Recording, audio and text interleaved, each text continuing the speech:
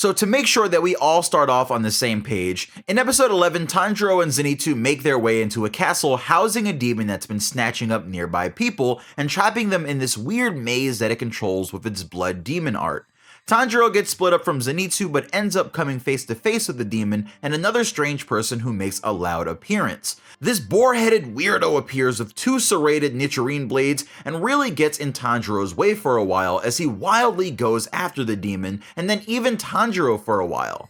Now, as Tanjiro and this pig-headed fellow are fighting each other for a bit, the demon begins playing the drums on his body and huge slashes start appearing in the rooms. Tanjiro starts to understand the many different movements in the room from the drum beats, but before long, he's teleported away near another person using this demon's drum. Now, Zenitsu, as you've seen, is a coward at times, or pretty much all the time, and he's still having trouble dealing with the fact that he has to defend this poor village kid on his own.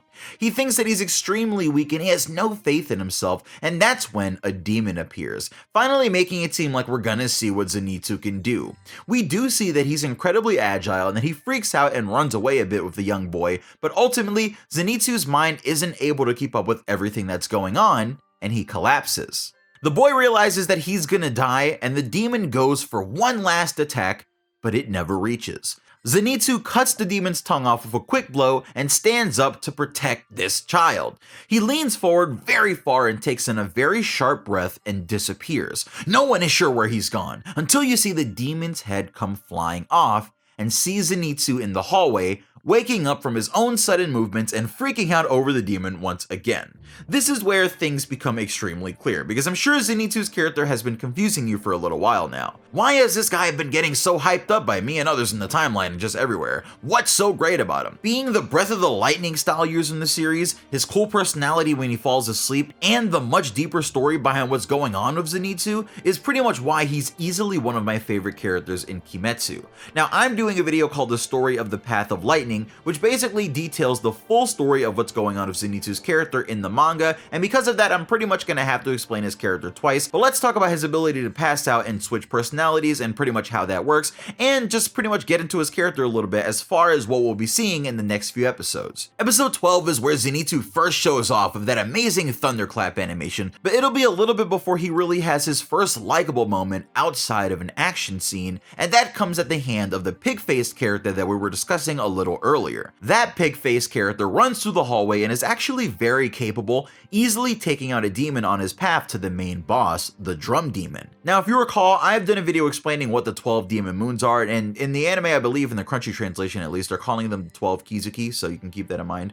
And without getting too deep back into it, know that they're just pretty much a group of 12 demons that work under Kibutsuji Muzan, who he's been giving his blood to directly in large amounts to give them the power to reach his goals. We find out that this drum demon actually does have the eye markings of a 12 demon moons demon. Remember that Yaiba and Susumaru didn't have any of these eye markings, so Tanjiro couldn't use them for Nezuko's research. But here, we're faced with a demon that's supposedly the strongest one that we've seen in the series so far, besides Muzan, and also, it offers us a way to maybe get some possible good news for Nezuko. So the drum demon has a fractured past, much like many of the other demons that we see in the series, because you gotta remember that these demons used to be humans. He was some sort of writer that wanted to be praised for his work, but he had someone whose opinion he cherished tell him that his writing was garbage. This of course led to Kyogai, the drum demon's real name, killing this person. Now we see that the drum demon grabs the child and talks about the child being a child of special or rare blood. This child with rare blood, or Marechi as they're called, is this demon's #1 goal, because even though he was a member of the 12 demon moons or the 12 Kizuki, he was eventually kicked out of the group by Muzan because he was unable to continue eating humans to gain power. It seems like demons really do have an innate potential for how many people they'll be able to eat over their lifetime to grow their power. It's literally like a ceiling to their power, so if your limit is low, obviously Muzan doesn't need you around. The drum demon hopes to eat this child and grow his power someday, and it isn't really clear how this would work, but as Tanjiro, the boar-headed sword user, and Zenitsu raid his castle, his plan completely falls apart. It starts off rather messy, with the boar-headed character getting in Tanjiro's way, not really caring about the girl that they were there protecting, and even jumping off Tanjiro several times to try and attack the enemy. It got to the point where these two even had a little bit of a scuffle, but after a while, the boar-headed swordsman, Tanjiro, and the demon all get separated. After finding the demon again and giving what was probably the longest, speech in the second half of the episode so that we can make sure the fight happens in the beginning of the next episode, speech that I've ever seen in this anime. In episode 13, Tanjiro adapts to the wild teleporting and slashes caused by the drum demon's attacks, and he smartly uses the Breath of the Water style technique Water Splash Chaos to quickly leap around the room and cut the drum demon down. Now, as the spell on the house fades and Tanjiro starts walking out with the kids that they saved, and he should be getting ready to enjoy some tea or, maybe just enjoying himself after a successful mission before they bury the dead, we see a very interesting scene taking place.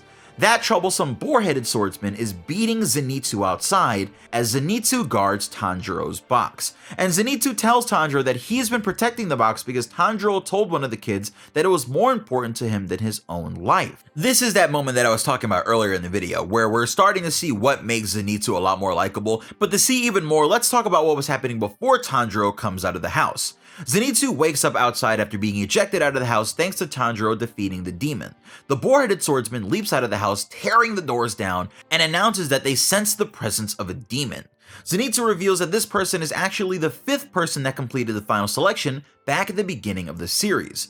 Boarhead goes to attack the box that Nezuko is hiding in, and Boarhead yells at Zenitsu that there's a demon in the box as Zenitsu tries to defend the box in the first place. Zenitsu says that he knew that the entire time, and we see that Zenitsu has actually been aware of it because of his ability to hear sounds, much like how Tanjiro has an incredible sense of smell. He could hear that the thing that was inside the box fundamentally sounded like a demon, but Tanjiro has a peaceful sound that Zenitsu has never heard before. He can even tell if people are lying or what they're thinking if he concentrates on his listening hard enough, so he says that he wants to ask Tanjiro why he's carrying around a demon face to face instead of betraying him and cutting it down behind his back.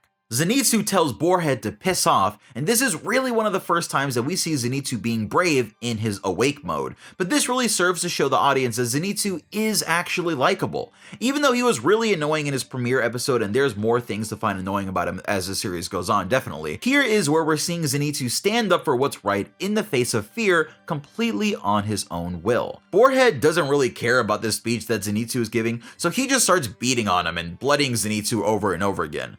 Boarhead threatens Zenitsu and tells him that if he's too scared to draw his blade and fight, then Boarhead is just going to stab through Zenitsu and the box. Tanjiro storms in and starts fighting with Boarhead, and the two get into a fist fight, because demon hunters aren't allowed to fight each other with their swords. Their swords are meant for demons. As the two go back and forth a bit, we end up seeing the reveal of Boarhead's face. And you see, I'm sure you were expecting a really ugly person thanks to that weird, almost pig-like voice and how this person acts, but nope. The running gag here is that Inosuke, the Boar-Headed Swordsman, actually has a really pretty face. This plays into why he wears the boarhead mask, because people comment on his beauty or him having a feminine face, and it distracts him from combat since he seems to have a thing about wanting to be as manly and tough as possible. Inosuke Hashibara is his name, and if you're wondering what school he went to and trained in, well, stop right there. Inosuke actually trained in the wild with animals and self-taught him his own fighting style. As Tanjiro and him are sort of fighting and sparring, he realizes that Inosuke really does fight like a wild animal, but in ways that are incredible. He can come at you from insanely low, knock his joints out of their sockets for attacks, and he's insanely flexible and fast. Inosuke is definitely a jerk, but after a love tap from Tanjiro, he does even out a bit, and now that their mission is complete, the injured need to rest and heal. What we find is that the trio make their way to a safe haven for demon hunters. It's said that the family is actually in service to the demon hunters, and as long as you're an official member of the group, a family member will always attempt to be of service. It must be really reassuring to have factions and families holding you down while you rid the world of demons, and this location is actually where we're going to be seeing Tanjiro, Inosuke, and Zenitsu get to know each other a little better, rest, and finally start to form that group that we've been waiting to see since episode 1. But wait! Of course we need to see Tanjiro, Inosuke, and Zenitsu link up, but what about Nezuko? Remember that the whole fight earlier between these three was because Inosuke and Zenitsu both noticed that there was a demon in the box, but had different responses. Zenitsu just kind of rudely comes out and poses the question to Tanjiro, and Tanjiro says that Zenitsu knowing about it and not saying anything proves that Tanjiro's suspicion from Zenitsu's scent that he's really kind and powerful is correct, and Zenitsu's not trying to hear anything about being powerful at all. He smacks it down like, well, okay, Tanjiro, let's relax. Don't you ever say that I'm powerful again. But yeah, this demon thing, what's that all about? While that's happening, Inosuke is falling asleep, but as Zenitsu and Tanjiro are going back and forth, Nezuko starts scratching on the box to tell Tanjiro that she's about to come out, and Zenitsu starts freaking out, of course. He goes for the door, but once Nezuko climbs out and he sees that instead of some terrifying demon like the tongue demon that chased him around, it's actually a cute and quiet demon girl that Tanjiro is carrying around, he gets furious, and this is enough to make him attack Tanjiro out of jealousy. This is played for gags, but Zenitsu really does treat Nezuko like she's some sort of princess and hates Tanjiro for separating him from that girl that he was harassing when they first met, when Tanjiro himself gets to travel around with a girl all the time. This is where we'll end the video because this is where the arc ends, and we're also going to get into some heavy stuff coming up pretty soon. Our characters are going to have to spend some time healing, and then it's time for the true beginning of our story, the Natagumo Mountain arc. In the anime's first opening, we've seen everything pretty much happening in the opening except for the arrival of some white clothing wearing figures that it seems like our characters are going to have to take on, and we still haven't even seen the mysterious dragon of water that Tanjiro does in the opening. Is that coming? What are the white clothed demons? And how much of a threat are our characters getting into? Well, you remember when Naruto thought he was just going to be guarding a bridge and ended up having to fight Haku and Zabuza? Oof. Be ready, I'll see you guys with another video soon. I love you guys. Salute to the Kimetsu fans who finally got to see the intro that we've all been trying to kind of figure out and get ready for a while now. Hopefully that gives hope for a season 2 intro for Neverland for any of the fans for that are still here. This week I'm off at Anime Expo, but over the next week or two there should be tons of content dropping since I've been editing for what feels like the last week and some change quietly at my desk. So scroll through the channel for something to watch. I'll be in LA. See you guys. It's Pineapple. Peace.